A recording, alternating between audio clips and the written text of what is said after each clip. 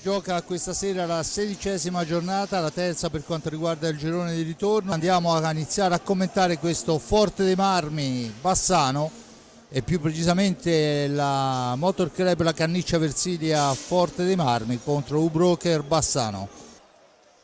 4:42 alla fine del primo tempo, 0-0 il risultato, 5 falli per parte, perfetta parità da una parte e dall'altra. Le squadre hanno commesso i falli giusti. Adesso c'è il fallo con cartellino blu per Cisco Ipignazar. Dunque Riva contro Riccardo Ognata, questo è l'episodio che potrebbe smuovere la partita. Riva porta a sfera, la piazza, niente, poi è riuscita a fermarla, ma poi sulla ribattuta Riva fa 1-0 per il Bassano. È disteso Riccardo Ognata, non può niente, dunque 1-0 Bassano. Forte dei Marmi che deve rincorrere. 4:26, Tornero in possesso di sfera, il missile di Tornero a sfera, rimane lì, gol! Lo squalo non dà tempo di esultare al Bassano, una manciata di secondi dopo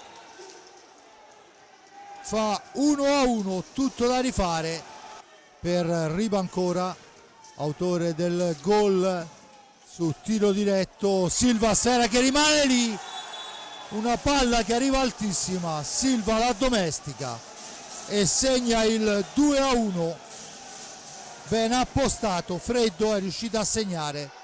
Alta, ma l'arbitro dice che si può proseguire, dunque Pozzato la porta in avanti per l'ultimo tentativo, poi travolge Riccardo Ognata, niente da fare, ci prova Ipignazar, gol! Il gol di Ipignazar, 2-2, proprio sul fil di sirena il tiro è partito.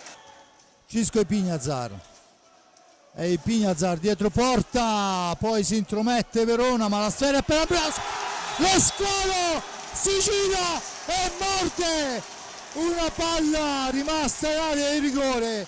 Ambrosio è bomber di razza, non ci mette niente, vede la vittima e la morde e porta per la prima volta in avanti il Forte dei Marmi.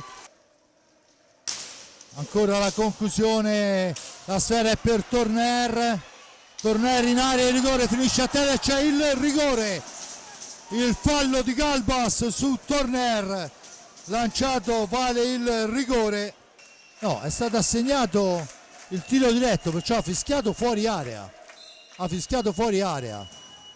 è Ambrosio trasforma e porta sul 4-2. Allora rivediamo il tutto, intanto la rete, perché insomma sto signore qua stecca d'oro più di una volta. Forte dei Marmi con Ambrosio, l'appoggio per Rossi, il triangolo che non si chiude, Bassano che torna in avanti, finisce a terra e 10° fallo, Silva a terra, 10° fallo rosso-blu.